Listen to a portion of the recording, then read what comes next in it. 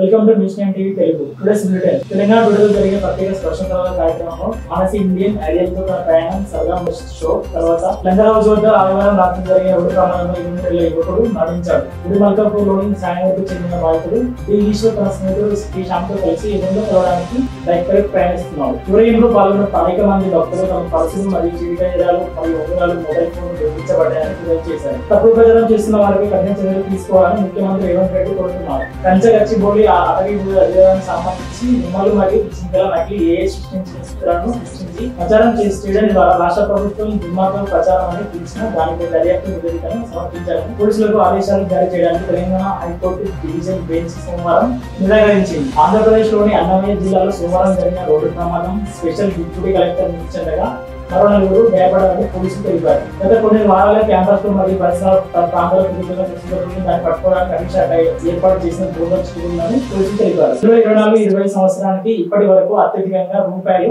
20,452 కోట్ల స్థూల మూల ఆదాయాన్ని సాధించింది. 2022 బరువులో భారీ లక్ష్యాన్ని నిర్దేశించిన ముంబై ఇండియన్స్ ఆలోచనగా అద్భుతంగా పెంచుకొని అత్యధిక జట్టుకు తారుమారు చేసింది. కానీ చివరికి ఆ పని ఆర్థిక జట్టుకు చాలా కష్టపడి పేరింది. భరత్ కుమార్ రెడ్డి 9వ race chess academy one day rapid chess tournament ను గెలుచుకున్నారు. రితేష్ సుశీల నెక్స్ట్ గెలివియా mall state chess tournament title ని గెలుచుకున్నారు. Thanks for watching news 9 TV.